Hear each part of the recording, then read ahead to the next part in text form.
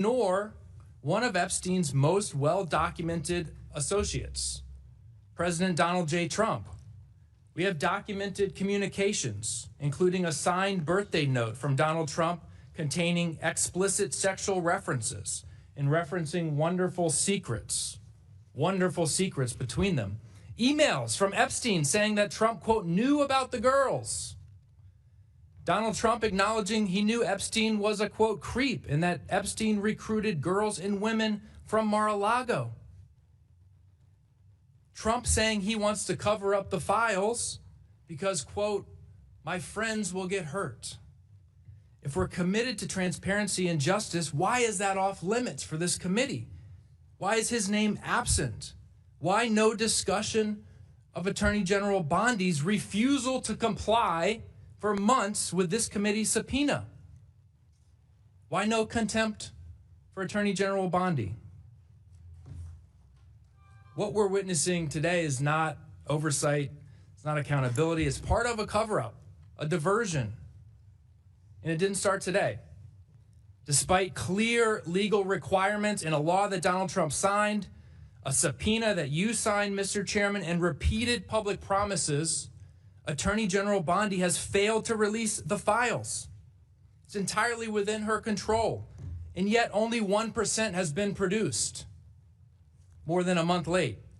And even that sliver is so heavily redacted that it mocks the law. It mocks the law. And it mocks this committee's subpoena. And let's be honest about the transparency that Attorney General Bondi has provided. This is DOJ Epstein data set number 4. It's number 4.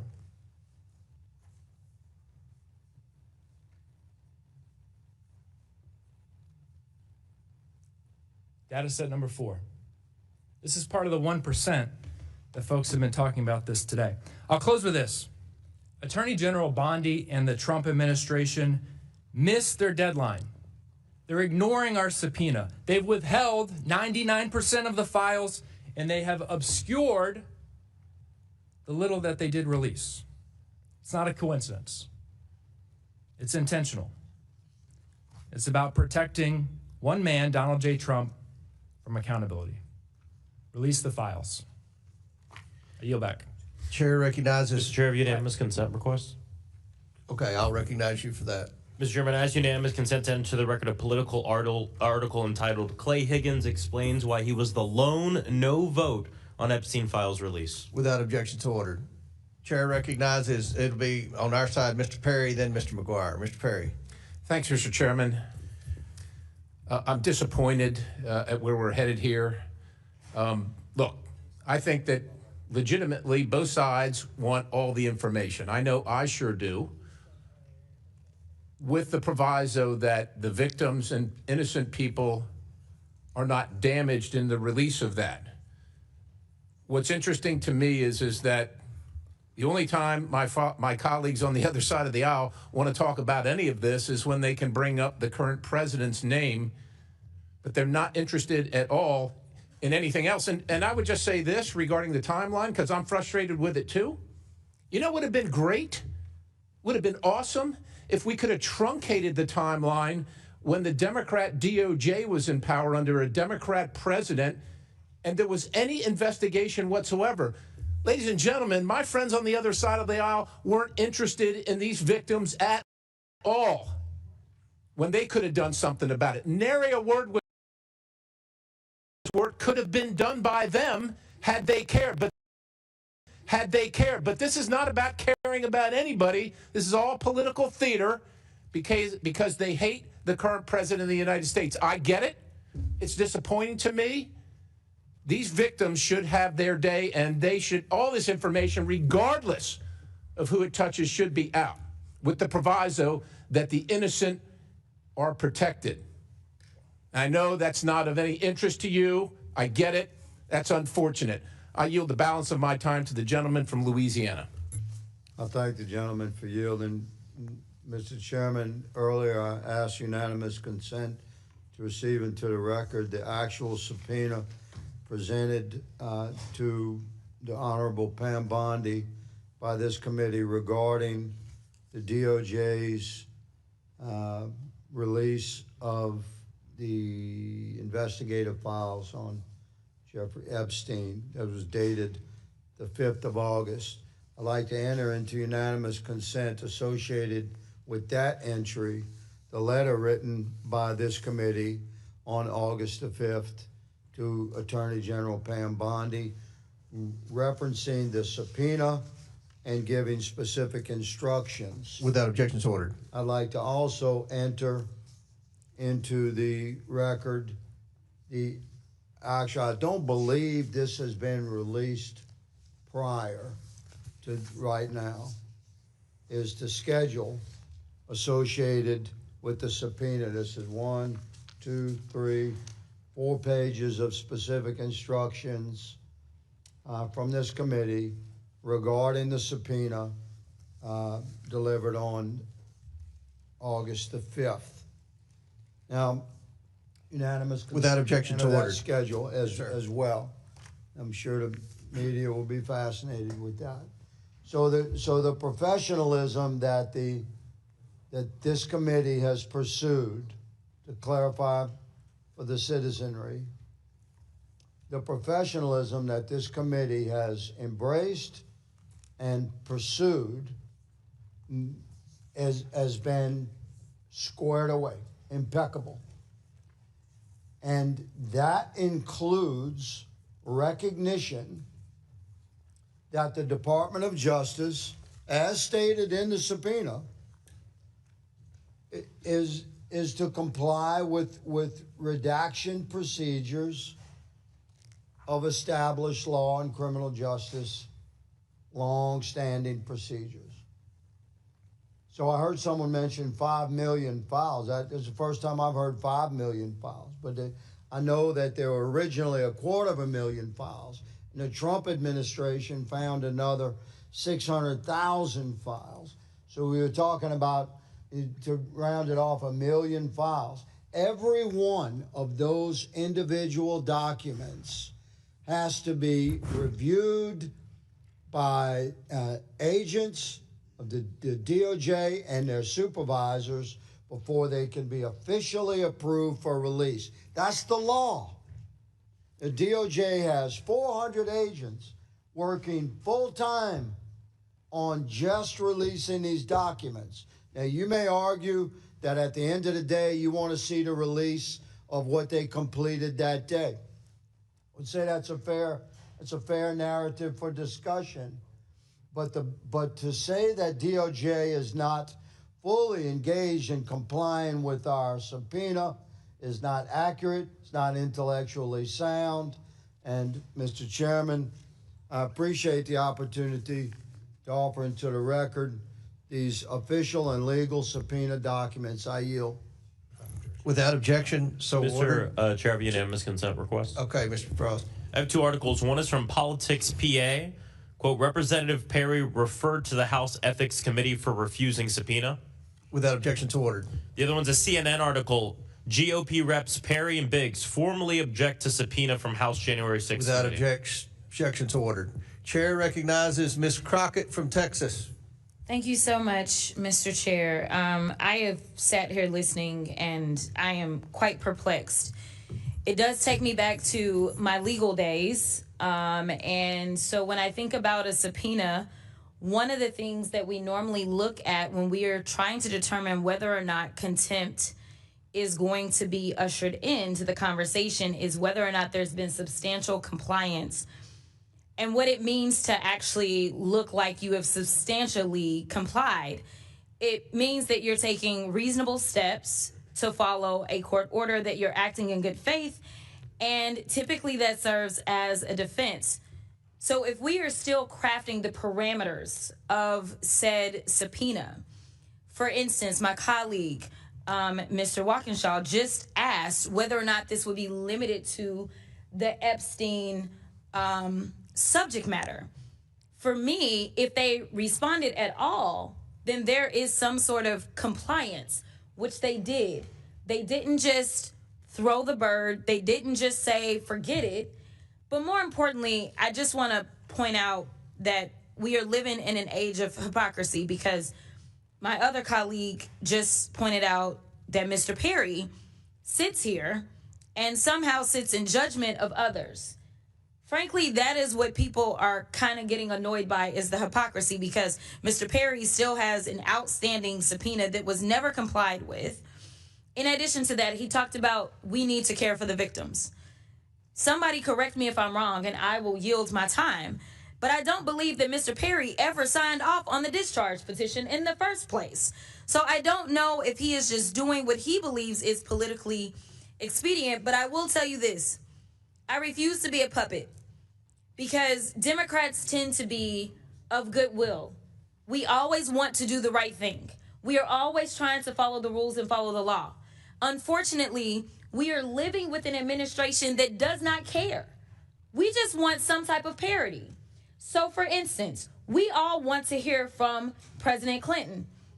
If for some reason you said, we will give you, say, Pam Bondi, and then we've got President Clinton with it, or say maybe President Trump and President Clinton, two presidents, because we know that both presidents actually had a relationship with Jeffrey Epstein. But what looks political and looks like one can get away with everything, especially since that's what the Supreme Court has stated, that's why it looks like it's just gamesmanship. You only care about following the rules so long as you can invoke those rules on what is typically perceived as your political enemies. This is why we are falling apart in this country. We are supposed to be about checks and balances. It should not matter whether or not you're associated with the Democratic Party, the Republican Party, independent, or whomever, whether you're rich, whether you're poor, whether you're middle class, whether you're a black immigrant, or whatever. But it seems like we only have a political agenda in this committee, and that's why everything goes off the rails. You only love law enforcement when they're going after black, brown, immigrants, that kind of folk, right? But on January 6th, you didn't care about law enforcement because they still don't have their plaques up.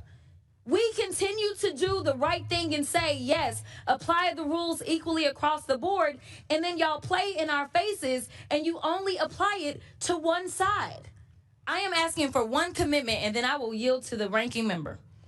Mr. Chair, will you commit to me, as the chair of probably the most important committee in this Congress, especially in this moment where people are concerned about the level of corruption that exists within this committee, will you promise me that you are good for doing whatever is right and following the evidence, no matter who is on the other side of that evidence? Yes, and that is why I subpoenaed the estate. And we had no idea what was, nobody knew. Nobody knew I what was in the understand, estate documents. And I, without hesitation, subpoenaed the estate. We've subpoenaed the Department of Justice. And that's where we got the birthday letter. We subpoenaed Because the of estate. Hold on, the Mr. subpoena, Chair. right. Okay, we got the birthday letter, but we can't just get the evidence and then not follow up on the evidence that we actually get. I will relinquish the rest of my time to the chair. Thank you. I just want to just really clarify one. Thank you very much, Representative Crockett. Just to back to Mr. Walkinshaw's point, I think it's important to clarify that in communication, Mr. Chair, with your team and the back and forth with the emails, the Clinton team made it clear that they wanted to answer questions about Epstein, but that was not something that your team agreed to, only about Epstein. And so that's, I just want to make sure to clarify, and I appreciate you clarifying, Mr. Comer, that you said that you would limit the questions to only Epstein. Is that correct? That is correct. I think what the that's Clinton said that is not true. What their lawyer said is a complete lie. Okay, well, I'm glad that you clarified for them, because it's been their impression that it's been. I'm just telling you, it's been their impression. He's paid them too much money then over the last 5 months. And sir, I'm not. I'm just reading emails, and I'm just reading the back and forth between them and your team. It's been their impression that those questions were going to be beyond just Epstein, and so I'm glad that's been clarified. So thank you, Mr. Walkinshaw. Chair recognizes Mr. McGuire from Virginia. Thank you, Mr. Chairman. I agree with you. 5 months is plenty of time. The Clintons are doing everything they can to avoid questioning. And the American people want to hear from the Clintons. You know, Bill Clinton brought Epstein to the White House 17 times. He had him on, and Bill Clinton was on the Epstein airplane 26 times. So the American people want to hear from them. I don't understand why our friends on the left can't understand that. They support these crazy policies like open borders, 20 million people coming to our country. They've been robbing, raping, and killing the American people. You know, Lake and Rowley would still be alive. And instead of protecting law-abiding citizens, they defend the criminals, and they want to have a defund the police movement. It makes no sense. These criminals they put back on the street, recommit the same crime, and they're like, why'd they commit the same crime? All Americans have the same goal, the same American dream. We want to live, work, and raise our family in peace. We just might disagree on how to get there, but the Democrats seem to always be wrong. The American people don't want boys undressing in girls' locker rooms, but for some reason, the Democrats support that. 5 months is plenty of time. The American people want to hear from the Clintons, and they said they had no relationship, but they definitely did. And with that, I yield the remainder of my time back to Ms. Luna.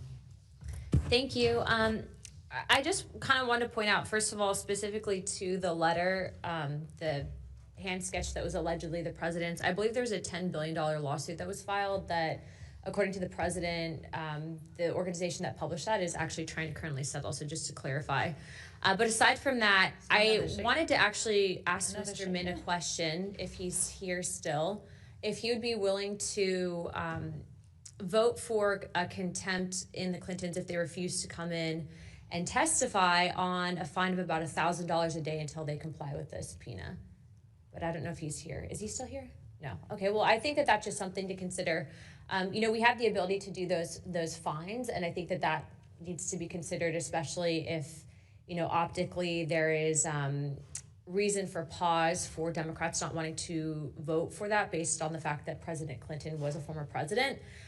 I understand the optics of that, and I also understand re-elections. However, nonetheless, the Clintons are defying a subpoena, so sometimes financially people can be motivated, especially if there's a fine, and that's something that we actually all reserve the right to vote on.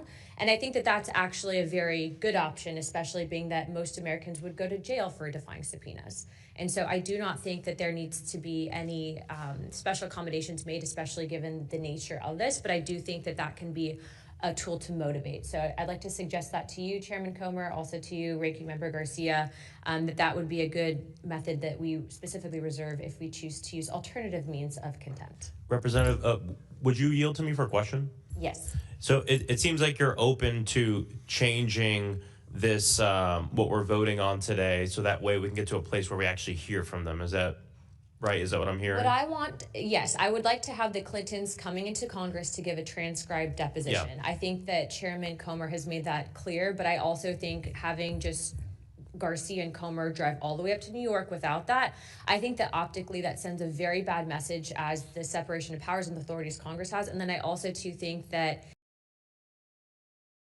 people that typically would not have those accommodations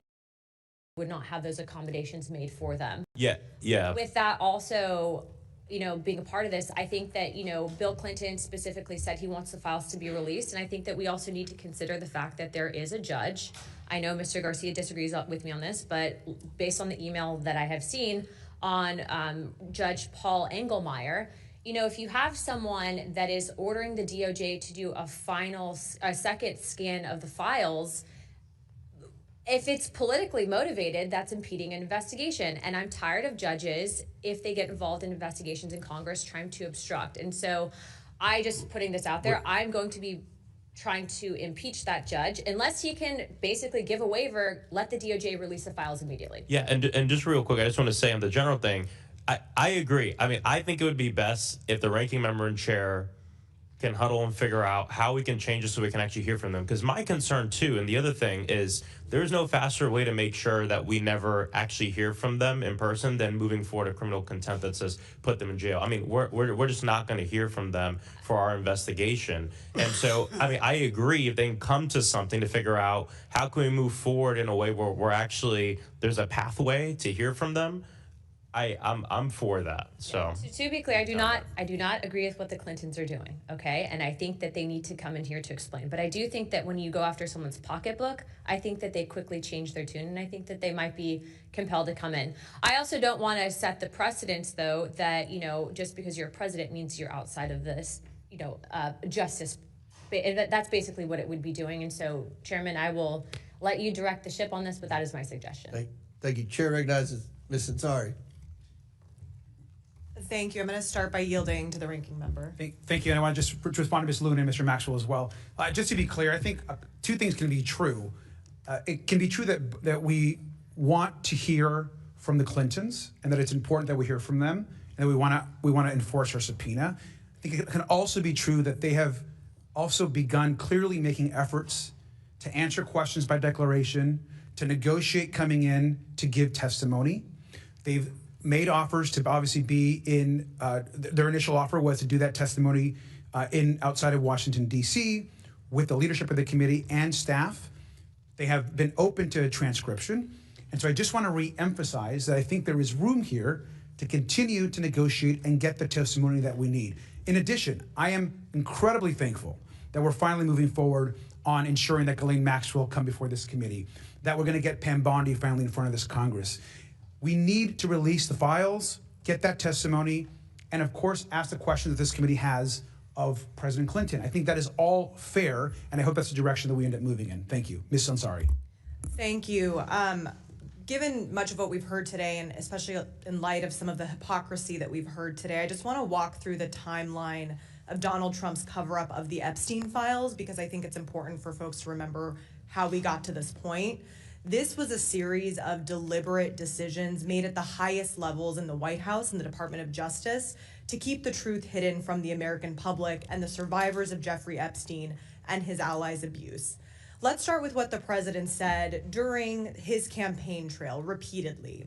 At multiple points in 2024 when running for office, Donald Trump said he would, quote, declassify the Epstein files, use it as a rallying cry to win over voters.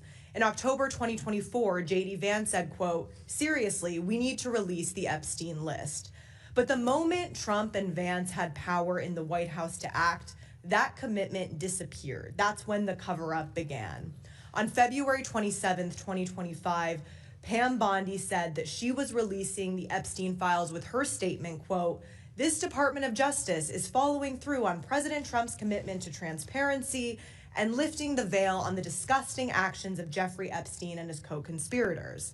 Then it became clear, very clear, that Donald Trump did not, in fact, want information about Jeffrey Epstein and his crimes revealed to the public. Starting in July 2025, Donald Trump began to gaslight the public. He said, quote, are you still talking about Jeffrey Epstein? This guy's been talked about for years. This is the point when Congress stepped up. On July 23rd, Congresswoman Summer Lee moved in this very committee to subpoena the full and unredacted Epstein files. And just to be clear, because of that subpoena, the Department of Justice and Pam Bondi have been required by law to provide the Epstein files to this committee since the summer of 2025. They have been in gross illegal violation of the subpoena this entire time. To my Republican colleagues on this committee, do you remember that subpoena, the lawful Congressional Oversight subpoena from July 23rd? Pam Bondi has been in violation of that for 6 months now. At the same time, members on both sides of the aisle filed a discharge petition that would have put a vote on the floor for the Epstein Files Transparency Act.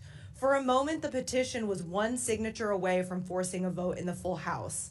And what did Mike Johnson do? He shut down Congress. He refused to swear in our colleague, Adelita Grijalva, for a historic 7 weeks in order to keep her name off the list. He forced the American public to endure a government shutdown to protect Donald Trump and to cover up the Epstein files. And when it finally came to the floor and it became clear that the bill would pass overwhelmingly, only then did he endorse and then sign the bill so that he wouldn't lose. This required the DOJ to release the unredacted Epstein files publicly by December 19th. The DOJ has blown past that deadline, releasing only 1% of the files, which is patently absurd. And the files they did release were heavily redacted, which is completely illegal according to the law. On December 23rd, the DOJ said they miraculously discovered over 1 million files related to Epstein. All of these patterns are an attempt to slow down the release and fail to meet the lawful deadlines are consistent and coordinated. This is all part of an intentional cover-up, which leads to the unavoidable question, who is the president protecting when we know he only cares about one person? I guess I'll end with my question to the chairman. The Attorney General, Pam Bondi, has violated the subpoena issued by this committee. We should be holding her in contempt to remain fair and to remain transparent. And so I ask that you do that if you really, truly want to be fair and care about the justice for the victims here. May I respond? We have been very clear. We expect those documents. She has complied. She's turned over documents. In the 1% in the beginning, not you all compliant. complained and said the first document dump didn't have enough redactions, and the second document dump had too many redactions. So they're trying to get this, and I believe Mr. Chairman, that we will get those documents I very hear soon. you. I have been assured we're going to get those documents very soon. I hear you, but with all due respect, given everything that she herself stated in February of last year, her own statements in front of the entirety of the American public saying, we have the documents, they are ready to go. The subpoena from this committee was issued in July. And nobody on our side is defending Pam Bondi. I can assure you. She should be held in contempt. If we are going to hold, she is complying with. They have turned documents over. They have turned documents over, and every time they do, you all complain about too many redactions, not enough redactions. So. That is unacceptable. It has been 6 months. All right, your and time's expired, and we want the documents. We've made that very clear. Chair recognizes Mr. Crane. Can I do unanimous consent first? Okay, before I recognize Mr. Crane, we'll let. Thank you. I just want to do a unanimous consent request. This is actually an email that has been sent to your team, Mr. Comer, and our team from the Clinton lawyer and the Clintons. That basically says, to be clear, we are not objecting to a transcript and never have. Please make that clear during today's testimony that was sent to you, Mr. Comer. So I just want to reemphasize they are not objecting to it. Before I recognize Mr. Crane, let me reply. We just got that email, and we have spent 5 months trying to get acceptable terms that I think everyone within any sense of fairness would agree needs to occur. After we hold this vote, hopefully it'll be a bipartisan vote. They're going to have 2 weeks before this bill is on the floor. They're going to have 2 weeks before the full House votes on it. And make no mistake, to the Clintons and their lawyers, this bill will pass, and I believe it will pass with Democrat votes, even though I've heard Democrat leadership is whipping to try to get you all to vote no on this. They have had 5 months to comply with this, and to defend the indefensible and try to act like Bill Clinton's a victim here, I think is a stretch. We know who the victims are, and I think if you ask the victims, do you want to hear from Bill Clinton? I'm pretty confident I know what the answer will be, because our staff has communicated with their attorneys. Chair recognizes Mr. Crane. Thank you, Mr. Chairman. Obviously, this committee hearing is about whether or not we're going to hold the Clintons in contempt of Congress. I strongly recommend that we do, especially in pertaining to the release of the Epstein files and trying to get to the bottom of what exactly went on there and how Jeffrey Epstein was allowed to continue doing what he was doing and abusing so many people for so long. It's interesting when I look at the history of the Congress and look at the fact that Peter Navarro, former Trump trade advisor, who defied the January 6th committee subpoena, was sent to prison for 4 months. Steve Bannon, also a former Trump advisor, defied the January 6th committee subpoena.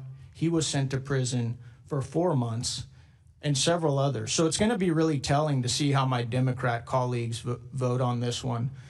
Mr. Comer, how many times, Mr. Chairman, how many times did Mr. Epstein go to the White House, in your recollection, sir? According to the evidence that we've obtained, it appears he went 17 times during the Clinton presidency. Is that more times than you've gone to the White House, Chairman? I've been member of Congress for 9 years, and fairly high up on the pecking order. I've been to the White House, I believe, 9 times in 9 years. So he went to the Clinton White House double the number of times that I've been to the White House in my entire congressional career. Mr. Chairman, How many times did Mr. Clinton fly on Mr. Epstein's plane? At least 26 times, according to the flight logs that were subpoenaed from the estate. Right. Point of order, Mr. Chairman. Those were four trips, and every time they regassed the plane, they counted that as another trip. But it was Asia, Africa, and they had to refuel. Every time they stopped to refuel, they counted that as another leg of the trip. There are 4 trips, not 27. That's almost like I didn't inhale. Reclaiming my time. That's still enough trips for us to want to be able to ask the Clintons questions about their involvement with Epstein. Is that true, Mr. Chairman? Yes, sir. Right. So, like I said, I hope that my Democrat colleagues who all of a sudden have found religion, this Congress, and now they want the Epstein files, even though over the last 4 years when they had control of Washington, D.C., you didn't hear a peep about Jeffrey Epstein out of any of them. And so I think it's going to be real telling, how my Democrat colleagues who claim to be all about the victims, how they actually vote on these contempt charges for the Clinton family. And I just think it's interesting, too, that, Mr. Chairman, my understanding is you've been working for the last 4 or 5 months to get the Clintons in here. Is that correct? 5 months, yes, sir. Did they tell you that they would come in over December 24th and 25th, Christmas Eve and Christmas Day? They have implied that they would come in, yes. Okay, so that just goes to show that they're trying to dodge suggesting dates that they know none of us are in session. And I think that's pretty despicable.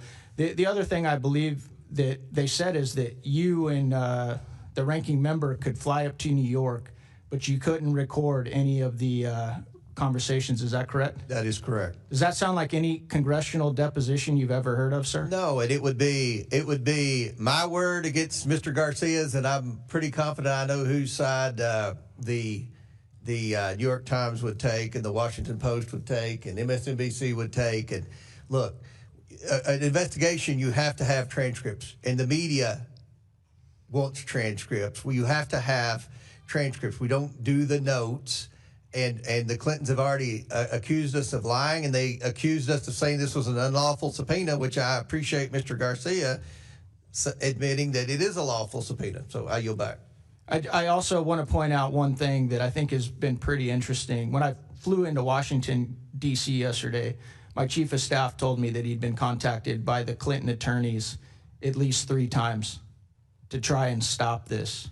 So it looks as if they tried to resist you for about 5 months, and once we finally pulled the trigger on it, now they're realizing that this could go very poorly for them. Is that correct, Mr. Chairman? That's how it appears, that they could stall, and then when it finally came to this vote, they felt like they could count on the Democrats objecting and a few of the Republicans that the media would go to, and the moderates, and say, oh, is this going to affect your election? Is this going to affect your election? At the end of the day, I think even the media wants to hear from Clinton. We all want to see the documents. So everyone in America that's keeping up with this, which is a majority of Americans, they want answers, and we're trying to get answers here today, and the Clintons have obstructed for 5 months. 5 months. Thank you, Mr. Chairman. I yield back.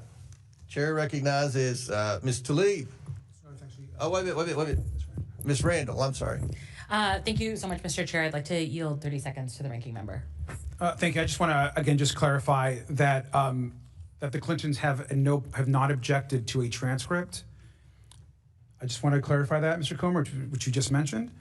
And I think that in this moment of negotiation, which you've been in, and you've been in with them this entire time, there's progress being made, and they've not objected to the transcript. Let's talk to President Clinton, and let's get a transcript of it. Let's have the committee there and the staff there and move forward. Thank you. May I respond? We won't stop the talk. May I respond? They did object to a transcript, Mr. Garcia. They did object to a transcript. They're just now changing because they see that public opinion is not on their side. Chair recognizes Ms. Randall, and we'll give you 5 minutes. We'll give you 5 minutes. Thank you so much, Mr. Chair. I want to start by saying I do not feel it is my responsibility to defend the former president of the United States. As a member of Congress in a separate and co-equal branch of government from the executive branch, and as a individual person who is responsible to my constituents, it is not my job to defend the former president of the United States, just like it is not your responsibility, Chair Comer, to carry out the political retribution of the current president of the United States. It is also not this committee's job to yield to the Judiciary Committee to question the subjects of our subpoenas. It is not our job to defer to anyone else's interest. And in fact, we have the opportunity at any time to amend the rules of our committee should you choose to take action that our rules keep us from taking.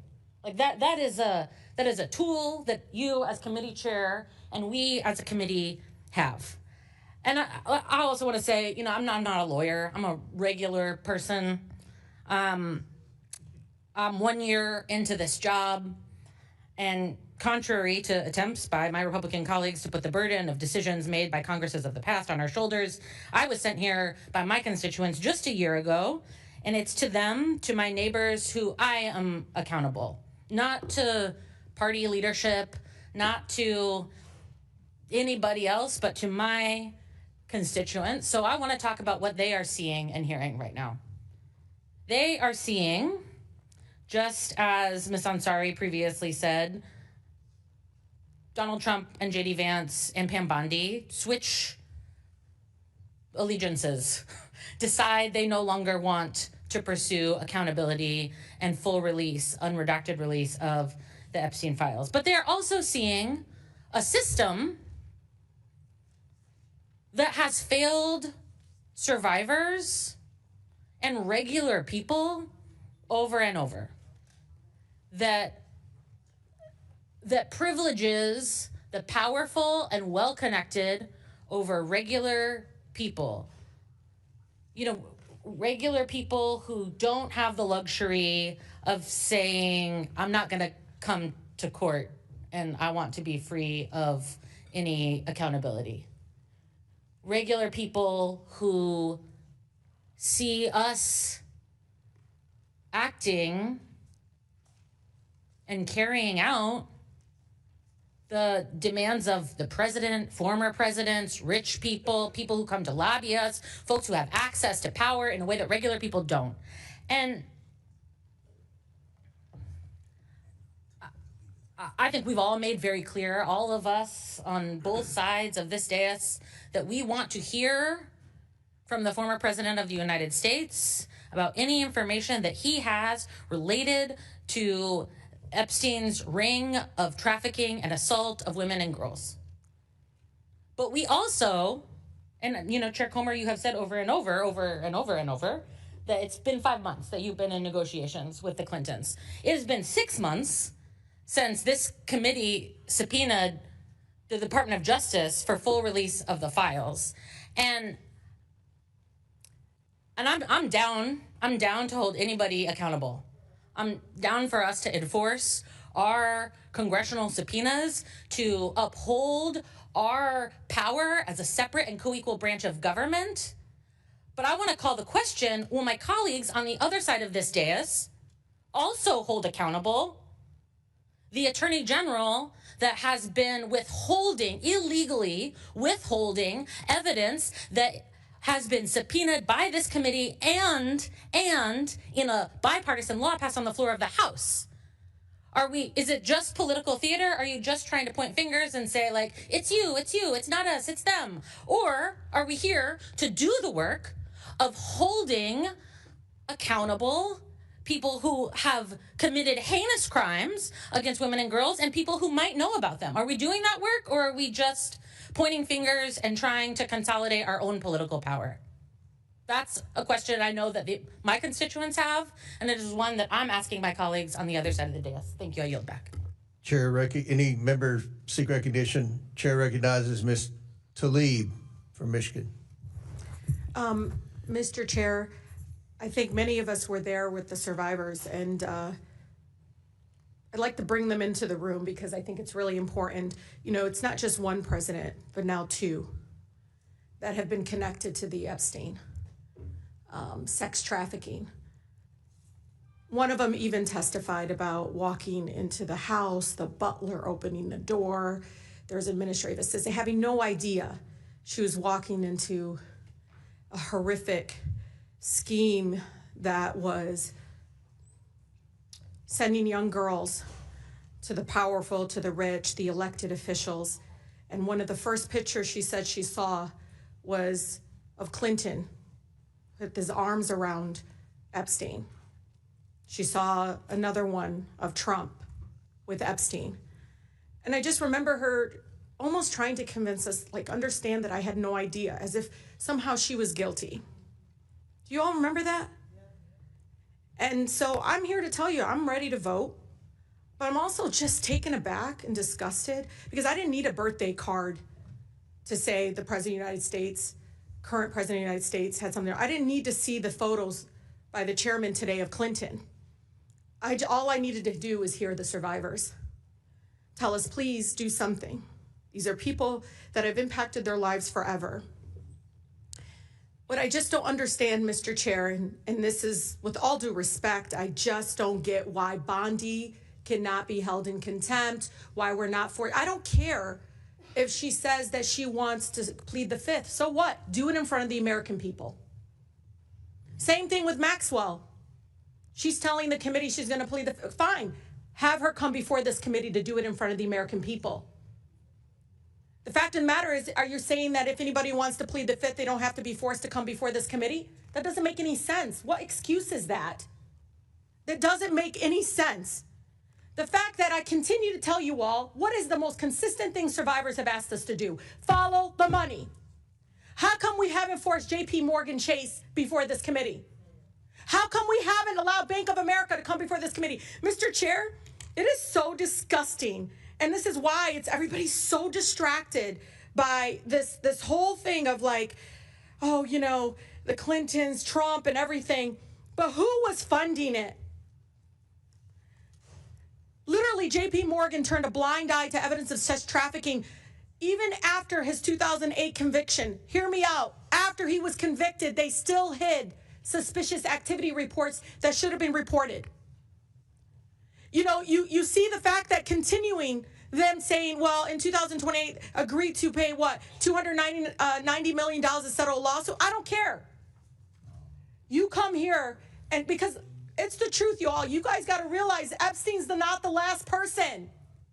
There's probably another Epstein out there right now doing sex trafficking right now. We should hold everybody in contempt that had anything to do to cover this up, including bank executives that still have their jobs. The fact of the matter is, we know what this is. You want to talk about Bill Clinton, Hillary Clinton, but talk about everybody involved. Because it does look like you're only doing this to distract everyone when we know not one, but two presidents were involved. And those young ladies shaking when they were testifying in front of them because they didn't know if they could trust us. Some of them literally said, we had no idea what we were walking into. But they were connected to the rich. They were connected to the presidents.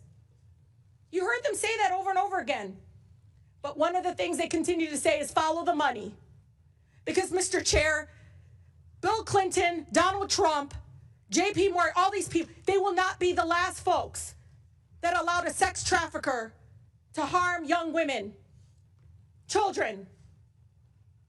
And so we have to set a very good precedent that we will not sit back and say, well, Maxwell's going to plead the fifth. Bondi's going to plead the fifth. I don't care. You're a public servant. Come before this committee. Maxwell, you were directly involved. How many times did the survivors mention her? How many times? Saying that she lured them in. She was primarily involved. And Mr. Chair, you and I had conversations. And you said, give us names. They gave us names. And you know it. So why are y'all focused only on them? And let me tell you, you know where I stand. I will hold anybody in contempt that will not give us information. I don't care how many lawyers they bounce up on us. But I'll tell you, Mr. Chair, shame on us for not forcing Bondi before this committee. Shame on us for not forcing Maxwell before this committee. Shame on us for not forcing JP of $1.5 billion in suspicious activity. Because somebody had to fund this madness, this horrific actions by these men. With that, Mr. Chair, I yield. Ms. Tlaib, if I may respond to some of that before I recognize Ms. Bobert's next. Okay. I believe with all my heart you are as sincere as anyone on this committee about wanting to get answers about the truth. And I believe your heart is pure. Maxwell is coming in front of this committee. And but we've when? tried. No, let us decide that today when. Well, when? it's nailed down. February the 9th. She's February coming, 9th. and you'll be able to ask her questions. That's one of the things Clinton wanted was only me and Garcia. Maxwell's coming. Anyone who wants to ask her questions on this committee will be able to. So that's. No, I think that's the American nailed down. people want answers from President Clinton. I'm not trying to argue with you, Mr. Lee. I just want to respond to.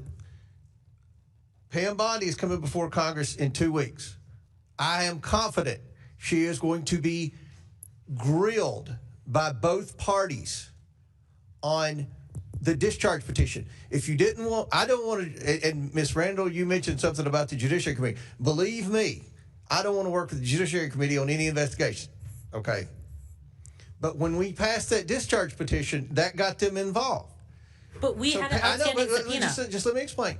Pam Bondi's going to be in front of the Judiciary Committee. We'll see how that goes. We'll see if there's been a document dumped. Mr. Chair, we can't after that. forget the banking institutions either. The last thing, this is the most important thing. Months ago, I approached Ms. Tlaib, Ms. Lee, and Ms. Stansbury, and I said, please, if you all get a chance, and I know you all are all sincere, try to get some names from these women, and we will continue to try to get documents. Mr. Chair, the estate. If I didn't Mr. want Chair, to know let's that, follow if we the didn't money. want to, Let's Ms. bring Tlaib, these bank Ms. Tlaib, you're out of executives. order. We want to hold everyone accountable. We don't care. We don't care if they're billionaires. We don't care if they're Republicans. We don't care who they are. Do you agree to work with me, though? We got to get the bank executives here. Because, Mr. Chair, you and I know that this is still being funded in some other way. Epstein's dead. But we know there's another person out there doing the same thing. We know it because the banks cover it up. These suspicious activity forms were literally these reports that had to be filed. They were there for a reason. So we can stop. And last thing, and then I'm going to open it, I think, to see if there's any other members. But we are going in looking at suspicious activity reports, both Republicans and Democrat staffs going in looking at suspicious activity reports as we speak. I'm all about looking at suspicious activity reports. Now, time's expired. Does any other member seek recognition? Mr. Fallon from Texas. Thank you, Mr. Chairman. I'd like to share a quote with you. I thought it was interesting. No one is above the law, and no one should be escaping accountability. And Hillary Clinton said that. And according to the LA Times, there's another quote. No man in this country is so high that he's above the law. I agree with both of these quotes. Al Gore said that when he was a member of this chamber, Bill Clinton's own vice president. I hope every member of this committee agrees with those quotes. So we have to ask ourselves, are we a rule of law nation or are we not? When a citizen of these United States is subpoenaed by this Congress, they should comply, plain and simple, regardless of who they are. We all get accused of things, and we should do everything we can to, because accusation is nothing but that, to prove it false if it's untrue. Jeffrey Epstein was a rapist, pedophile, sex trafficker. In street parlance, he was a scumbag, lowlife, and slimeball. And some of the things that I've read in these files, he was evil incarnate. He's also dead. I didn't even know who he was until he wasn't. So why are we here talking about a dead guy? Because he was associated with powerful people, some of which are highly likely to have participated with him in some of the worst kind of criminal activity. And if they did, they should pay. They should face justice, whether they're rich or poor, famous or anonymous, mighty or meek. So is that what we're doing today? Are we It's pursuing justice and transparency, because transparency makes an easier and shorter path to the truth. We should be pursuing the truth. But some on this committee and in this Congress are pursuing fame and campaign fortune and exploiting this issue, not in the pursuit of justice, but in the pursuit of raising hundreds of thousands of dollars using a false premise as a battering ram. Jeffrey Epstein, and here's the false premise, that Epstein was a creature of the political right and they're protecting him, and he was pounding around with Donald Trump and those in his orbit. And that's why the Republicans won't release the files. Now, that's incendiary, but is it true? Or is it just a cheap, woke fantasy? Well, here's the facts, and the facts matter, so let's look at tail of the tape. How many confirmed visits to the White House? Under Bill Clinton, there were 17. Jeffrey Epstein visited the Clinton White House 17 times. How many times did he visit the Donald Trump White House?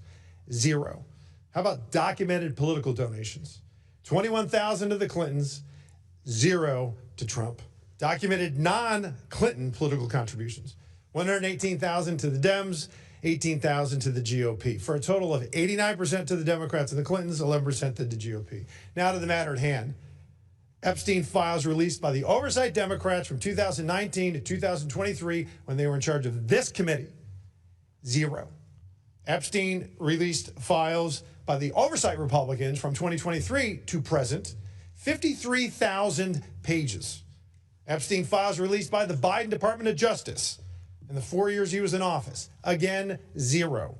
Epstein files released by the Trump DOJ, 2025 to present, 125,000 pages. And a member of this committee completely jumped the shark again. And right after Charlie Kirk was assassinated by a left-wing loon, and it was a time where we really need to turn down the temperature and practice some civility, said, and I quote, "Republicans have been so busy protecting pedophiles and rapists that they forgot what this committee is supposed to be about." Well, I tell you what this committee is supposed to be about, Mr. Chairman, about transparency and truth. And on this matter, the Republicans have led, and we produced results, and the Democrats have done squat and bumpkiss. For the record, you know, that kind of incendiary rhetoric, while it may make headlines and make people famous, or perhaps better stated infamous, and raise loads of woke cash, maybe even get you invited to Hollywood parties. But at what cost? Those kind of lies create division and damage, and they're ludicrous, absurd, lazy, and perhaps, worst of all, unoriginal. And I don't think it's going to translate much to journey to the upper chamber. I hope it doesn't translate to that. The Trump administration and Republicans on this committee and on this issue have served Lady Justice by a count of about 178,000 to 0. So the Clintons should come in, honor the subpoena, and testify. And you know why, Mr. Chairman? In the pursuit of truth. Mr. Chairman, I yield back. Gentleman yields back. Chair recognizes Ms. Stansberry from New Mexico. Thank you, Mr. Chairman. You'll have to forgive me if I do not give a slow clap to our colleague across the aisle for his Academy Award-winning appearance just now in front of the committee. But I want to just address some of the things that I heard here today and to talk about why we're here. What I've heard here this morning in front of this committee is exactly why the American people hate politics. Because the American people don't care if you're a Republican, if you're a Democrat, if you're an independent, whether you vote or you don't. They want the Epstein files and they want justice and accountability. And they don't give a damn whether or not it's Democrats or Republicans or who is implicated. They want accountability. And that is what the survivors are asking us for. They are asking us to do our jobs, to make good on the promises that we made them when they came and met with us, and to actually, in good faith, conduct an investigation. Now, I always think it's important to pull back the curtain for the American people about what happens in these committees. And I was not shocked and surprised, but, you know, I think it's important to note that when I stepped out of the committee a few moments ago, the press were huddled on the Republican side of this committee room to take statements from the Republicans. They're not out in the kind of like neutral area. They're standing outside the Republican door so that after this vote is taken, our Republican colleagues can walk out and make a statement to the press. Now, I think that that's important to know for the public here, because this is not about true accountability. Because if this was actually about getting to the bottom of this case and actually holding individuals accountable for the crimes that were committed by Jeffrey Epstein, by Ghislaine Maxwell, by the associates, and the many, many people who are implicated in this case, what would be happening right now in this committee is that Pam Bondi and DOJ officials would be sitting right there on the witness panel answering questions under oath, because they are breaking the law. They are not complying with our subpoena. They are not complying with the Epstein Transparency Act. And on the day, the final deadline, that they were supposed to release their final explanation about why they may have redacted some files, and in fact they have, as has been stated many times, only released less than 1% of the files, Donald Trump used the United States military to invade a foreign country and steal their oil. And while we're sitting here and our colleagues are trying to create a spectacle for the media, every single newspaper in the United States and the world's headline is about how Donald Trump right now is in Europe embarrassing the United States. How he is threatening our NATO allies to invade Greenland. Humiliating the United States. And I have to say, I was home over the weekend for Dr. Martin Luther King Jr. celebrations to honor the life and legacy of Dr. King. And the question that I got over and over again from my constituents is, what is in those files that is so bad that President Trump is invading Venezuela, threatening our NATO allies, and sending thousands of armed paramilitary troops onto our streets to create violence and chaos in American cities? That is what the American people are actually asking us. And so I will be honest, Mr. Chairman, I am deeply troubled that the individuals who are the subject of today's hearing did not appear on their scheduled date. No one is above the law. But I do know, based on the correspondence, that they have been corresponding with you regularly to try to resolve this issue. But I don't believe that's what this hearing is actually about. Because if it was actually about getting justice and about getting the truth, we would have DOJ here. We would be holding Pam Bondi in contempt, and we would be hearing from the survivors themselves. And so I have to agree with my colleagues that I believe that this is part of an extended smokescreen to try to cover things up. And so I do ask my colleagues across the aisle, if you are earnest about getting to the truth and getting to justice, then bring DOJ in here and hold them accountable, because that is actually what the American people want.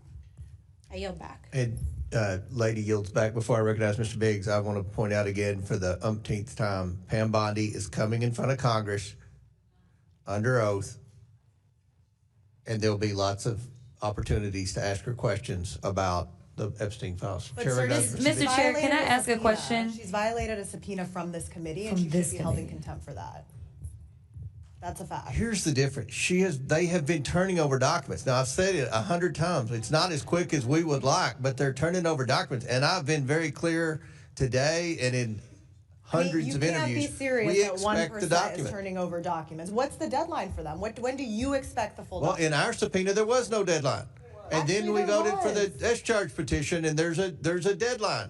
The discharge petition's in judiciary. She's coming in front of judiciary. Now, that is a fact. Don't try to misrepresent. Bill Clinton's not a victim here, and the media's not going to take Republican side on anything. So let's just be right. I think Pam Bondi. Chair recognizes Mr. Biggs. It's Mr. Biggs, 5 minutes. Thank you, Mr. Chairman. And I would just point out, the previous speaker was talking about peeling back so the public can see what goes on in a committee. I mean, I just came from another committee where we the country, and in particular in Minnesota, and I'm glad that two Democrats could find time out of their busy schedule to even attend that hearing. What a shame. What a shame. So when someone says, what is in the files so bad, I'll ask this question. What is in the files that's so bad that the Democrats for 4 years, when they had control of this committee, didn't release a single document, didn't call a single witness, didn't make any motion. In fact, for those 4 years, go back and look. Did they ever say anything about Epstein? No, they didn't. But wanting to make a press, wanting to get it on the press, that's why you're making the issue today. Because let's talk about why we need to talk with, do this contempt, is because former President Clinton and former Secretary of State Hillary Clinton basically strung us along as we were bending over backwards trying to accommodate their schedule. They didn't show up after we finally had to get a subpoena for them. And I have right here, this is just interesting to me. This is a little note written by Mr. Clinton, former President Clinton, to Jeffrey Epstein's 50th birthday. Jeffrey, happy 50th. It's reassuring, isn't it, to have lasted as long across all the years of learning and knowing, adventures and, no illegible word, and also to have your childlike curiosity, the drive to make a difference, and the solace of friends. He rode on that plane many times. He was apparently close friends with him.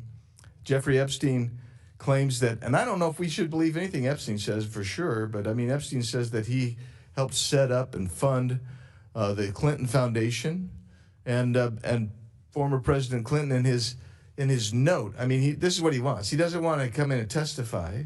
He wants to do the same thing that he did in previous times. Just, okay, we're going to send a little note, that ought to do it.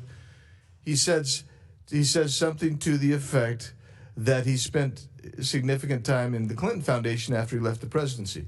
Well, if Jeffrey Epstein set it up, then there's some reason to ask questions of both he and the former Secretary of State. They were given a subpoena. It was a lawfully issued subpoena by a standing committee. By the way, I happened to be at that subcommittee hearing. I was there when every Democrat voice voted that out. Nobody objected and said they didn't want him to be subpoenaed. But he was subpoenaed, and he didn't show up. So here we are. And with Mr. Chairman, I'll yield time to you if you need it. I appreciate it. I think that everything that needs to be pointed out, we've pointed out. So I will. Then I'll yield, sir. Okay. Chair, any other members seek recognition? Chairman. Mr. Mfume. Thank you, Mr. Chairman. I want to thank you and the ranking member, and I particularly want to underscore the ranking member's opening statement, and that was that oversight Democrats want the truth about Jeffrey Epstein's crimes and accountability for everyone involved. He said, and I agree, we want transparency, we want the facts, and above all, we want this committee to use its oversight tools in a serious and responsible way. I would be remiss if I did not thank on behalf of all of us the efforts of Representative Rokana of this committee and Representative Massey. Thank God they stood in the way of things and took the heat to get the discharge petition up and voted on. And I want to also point out something that I think is important, and that is consistencies, Mr. Chairman. The action that the majority has been proposing today departs from this committee's established practices, including its long-time standing acceptance of written testimony and the level of accommodation this committee has traditionally required before proceeding to criminal contempt, not civil, criminal contempt. I'm glad, as the ranking member has stated, that the Clintons have agreed to testimony and to a transcript and to meet. I agree also that that meeting should not be taking place in New York. It sends the wrong reason for anybody that get something from this committee, they should come to the committee. It's just that plain and simple. But it departs in many instances with the way this committee has moved on. And I say that because we never know this time next year who might hold that gavel and who on either side may want to go after the current president, his sons, his wife, his family, and anybody connected to him as a department head. I'm just pointing out the fact that it's a slippery slope. Now, does Bill Clinton have to defend himself? Absolutely, yes. It is a bit curious, however, why we are going after Mrs. Clinton. I've not seen anything, as the gentleman from Massachusetts said earlier, that suggests that she ought to be a part of this in any way or has done something wrong or is complicit in this matter. And I would hope that there's some consideration, Mr. Chairman, to withdrawing at the very least that particular resolution. It just makes me think that this is a fishing expedition and that we want to dust her up a bit if we get her before this committee. Now, a couple of quick things. We're being asked to move forward holding a former president of the United States, again, not in civil contempt, in criminal contempt of Congress. And I'm going to tell you why it's an extraordinary step. Not that it's unprecedented, it's extraordinary, but it is unprecedented in the fact that we did not do that with Richard Nixon. We did not do that with Donald Trump. There was a subpoena, but there was never an attempt to find them in criminal contempt of the Congress or of this committee. It's an extraordinary remedy that's usually reserved for situations where a witness has clearly and willfully defied Congress after extraordinary processes have been exhausted. The majority has not demonstrated that standard so far. I do want to say also that we're in a situation where I don't think that anybody on the Republican or on the Democratic side of this committee is trying to defend former President Clinton. They're trying to find a way to make sure that we're consistent.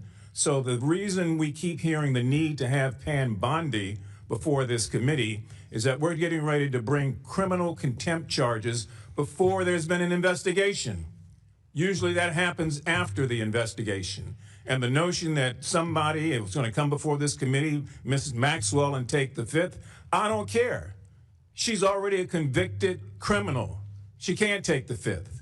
But we can do the actions we ought to be about, and that is to make sure that both of them are before this committee, and then to make sure also, or to suggest, it's up to you and the ranking member, that that meeting takes place, and those transcripts are in council, so that we then are in a position to move forward. We're taking a big jump here without doing some of the things that we normally do. Now, I'm glad that Ms. Tlaib brought up the matter of victims. She's not here right now, but all of us sat in that room with those victims. It was gut-wrenching, and all of us made a commitment that we would prove that this institution could and would do the right thing. So we're challenged here, Mr. Chairman, and I hope that you and the ranking member can give us a way to proceed here, that both of the concerns on both sides are addressed. But if we just move straight as we're going now without an investigation, it begs the question, what happens when the shoe is on the other foot? I yield back. Gentleman yields back.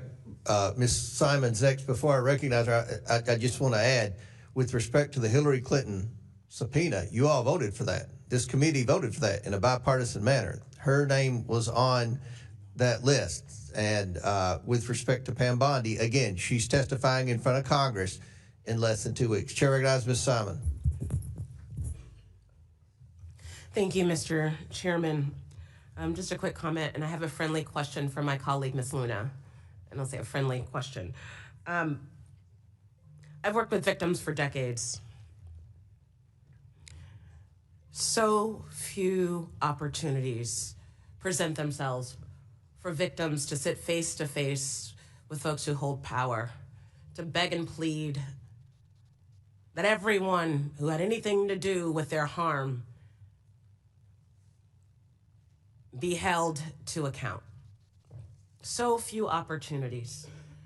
I have been a victim advocate where brilliant young women who have been trafficked across this country have stood in courtrooms and were demanded to testify against their traffickers, and they did with such power and grace in fear that their lives may be taken because of that braveness. And a number of those young women that I witnessed take all that they had to confront their demons, they were murdered because they took a stand. And so when we did stand in front and sit in front of those victims and they gave us their all, I hope that this is not the only opportunity, Mr. Chair, to speak on their behalf. From our president to everyone in those files, forget all the political games. If these women who are connected with the largest sex trafficking ring in modern day American history cannot get justice, what about the girls in every single state? I mean, it is what it is. That being said, Ms. Luna, you talked briefly about a proposal She put on the table to rethink how we might have a conversation about the Clintons or President Clinton coming in and having a conversation with this body. And I guess that time has passed, but I know that I would love to hear from the former president of the United States. I would love to hear from the Attorney General. I would love to hear from the current president of these United States. The victims deserve to be heard. The victims deserve for the files to be released in their entirety. And the victims deserve for us to get to the bottom of this matter. I yield back. Well, I actually would like to yield my time to the ranking member. Actually, I'm okay right now on time. I might come back around, but back to Mr. Comer and the Republicans. Thank you, Ms. Simon.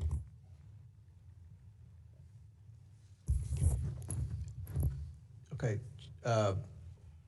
Do any other members seek recognition? Seeing none, we are going to, there's an amendment at the desk. Well, let's Ms. Lee, what purpose do you seek recognition? I have an amendment at the desk. All right, will the clerk distribute the amendment to all members? And the clerk will designate the amendment. An amendment to the amendment in nature of a substitute to the William J. Clinton contempt report as offered by Ms. Lee of Pennsylvania. Without objection, the amendment is considered as read. I reserve a point of order. The gentlewoman is recognized for 5 minutes to explain her amendment. Thank you, Mr. Chair.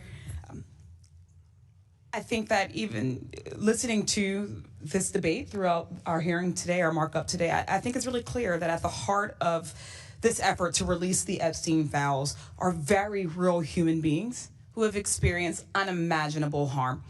They have been repeatedly victimized by the indifference of the U.S. government and the injustice that they face. They deserve peace and healing and justice. When my motion to subpoena the Epstein files passed, this committee resolved to get that justice for those survivors. And I thank Chairman Comer for pushing this effort forward by issuing additional subpoenas for the Epstein estate and the banks. And we know that without the full files from the DOJ, that is just not enough. That's why I'm introducing this amendment, which holds Attorney General Pam Bondi in civil contempt for failing to comply with the August 5th subpoena, and I urge my colleagues to support it. And we believe that we should start with civil contempt because we are serious about this investigation. We want these files and we want to hear from them. And we must start there. The Department of Justice needs to be the priority. We can move to noncompliance by anyone else, including Ghislaine Maxwell, after we have received those files. It has been 5 months, and we're still missing over 5 million pages of documents purportedly. The Department of Justice has only released 1% of those files. They have stonewalled this committee since August, and they have failed to provide even the most basic updates. How is that not an insult both to the authority of this committee and the survivors? Without the full files, how can we know who might have legitimate knowledge or who might be culpable? We wouldn't have to speculate on the Clintons or anyone else's involvement if we had all of those files. And to be clear, I'm certainly not opposed to the President and Secretary Clinton being held accountable for violating the subpoena. But the fact that this effort to hold the Clintons in contempt was fast-tracked and is happening before any action against the Justice Department is just evidence that the Republicans on this committee are not taking this investigation seriously. It is an unequal application of law. And again, it is a bit ironic that these contempt resolutions empower the Justice Department to imprison possibly 2 people for defying the exact same subpoena that they themselves are defying. If this committee wants to be taken seriously, we would be addressing all of the bad actors in this investigation, not cherry picking them for political points. The Justice Department needs to be held accountable for their non-compliance and lack of transparency. They have been selectively producing information, shielding powerful people, and obstructing any efforts for oversight. And if we don't hold them accountable, Mr. Chair, we are too. Just this past Friday, Attorney General Bondi asked a New York federal judge to deny an appointment of a special master to monitor the release of the Epstein files. They don't want a neutral third party making sure they follow the law. I think all of us should be questioning what the Justice Department is doing that they don't want the American people to see. We can't just take them at their word that they'll eventually get around to releasing the files. Quite frankly, they have put up the same, if not far less of an action as the Clintons have. What little information they've released so far has either already been made public or has been a mess of just sketchy redactions. A group of survivors sent a letter to the Justice Department's Inspector General complaining that the redactions had been, quote, selective. They pointed out that multiple times the names of alleged abusers appeared to be redacted, yet some survivors' names and identifying information were released. To be clear, the subpoena I moved to secure does not allow for redactions unless it would protect the identity of a survivor or contains child sex abuse materials. They have had plenty of time to work with this committee to protect survivors' identities. This is bigger than one case. It's about rich and powerful people being protected by each other and institutions. It's about a system that has enabled Jeffrey Epstein and Ghislaine Maxwell and whoever their co-conspirators are to buy favors and silence from our government. This effort is the one time we could get some real accountability and reclaim the power of this system. Republicans, don't drop the ball by allowing Pam Bondi and the Department of Justice to play us for fools. Mr. Chair, you are setting a precedent that non-compliance with this committee will result in immediate contempt proceedings. So I challenge you and my Republican colleagues to put your money where your mouth is and pass this amendment in holding Pam Bondi in contempt. I yield back. Gentle yields back. I'll recognize myself just for amendment. Look, I oppose this amendment, and I hope everyone on the committee opposes this. That's because Attorney General Bondi and the Department of Justice, they have released documents. Again, not at the speed or pace that any of us want, but they are complying with our subpoena. That is a fact. I oppose your amendment, Ms. Lee, because you amend the criminal to civil. And I think that most of what I'm hearing from my colleagues on the other side of the aisle is everyone wants to hear from the Clintons. They've had an opportunity for 5 months. They will have another opportunity between today's vote and the floor to come in and answer questions. Pam Bondi is coming in front of Congress in less than 2 weeks to answer questions. Your colleague, Ms. Crockett, I don't want to speak for Ms. Crockett, but I'm pretty confident Ms. Crockett's going to grill Pam Bondi, right? You agree with me? I would have won that bet. Well, we'll see. I think that's a good, she may. I hope she does. So I oppose this. Now, Chair recognizes Mr. Garcia. Thank you, Mr. Chairman. I want to just start by saying I strongly support the amendment proposed by Congresswoman Lee. The House majority keeps saying that they believe that no one is above the law. Oversight Democrats certainly believe that. but the Attorney General is violating it with impunity in support of a White House cover-up every single day. We want accountability for her failure to comply with our subpoena for the full Epstein files that's been in place since the summer. She fails to comply with the Epstein Files Transparency Act. She fails to comply with the subpoena put in place by Representative Lee and the committee. This is clearly a White House-directed cover-up. Now, over a month after the deadline, only 1% of these files have been released. No explanation has been given for illegal redactions, again in violation of the law. Epstein survivors have reported that their names have appeared in parts of the document that were not redacted. And every day, she continues to withhold files and conceals the truth. She continues to give Ghislaine Maxwell special treatment by moving her to a less secure prison that we all are aware, which is completely shameful. Now, Chairman Comer, you claim, of course, that the Attorney General was complying with our subpoena. I mean, that is absolutely false. 1% of the documents since a subpoena in place during the summer is not complying with our subpoena. Now, on August 5th, 2025, this committee issued that subpoena, compelling her to produce documents and communications. That subpoena unambiguously required the Attorney General to do that no later than August 19th of 2025. August 19th, not December, August 19th of 2025. On August 22nd, the DOJ made a single production of approximately 33,000 pages to this committee. All of those documents, however, were already public. The DOJ has made no additional productions to the committee pursuant to the subpoena. The DOJ has failed to provide specific information in response to repeated requests from Democratic oversight staff as to why the DOJ's timetable continues to move and why it's not fulfilled its production or the law. Now, in response to letters from our committee on November 25th, the DOJ transmitted a single letter in response to the committee's inquiries. They claimed that the DOJ was working to comply with the Epstein Files Transparency Act, which now, of course, we know they actually weren't doing because we actually haven't received very much. The letter made no reference to the committee's subpoena, no reference to DOJ's plan for compliance. The corrupt failure to comply with the Epstein Files Transparency Act is not just a crime, it also shows that the Attorney General has made no attempt to actually comply with our subpoena. Now, oversight Republicans might be happy to give President Trump and Pam Bondi a free pass to break the law, but this committee shouldn't do so. This amendment will allow us to go to court to force Pam Bondi to comply with our subpoena and to finally bring the Epstein files to light. I urge adoption, and I yield back. Gentleman yields back. Any other members seek recognition? Who's next on your side? Lynch, Mr. Lynch from Massachusetts. Yeah, thank you, Mr. Chairman. Look, as the ranking member pointed out, we've got about 1% of the documents. I take exception to the declaration by the chairman that Pam Bondi and the Department of Justice is actually producing documents, is cooperating. So we've got the 30,000 documents that they sent us in August.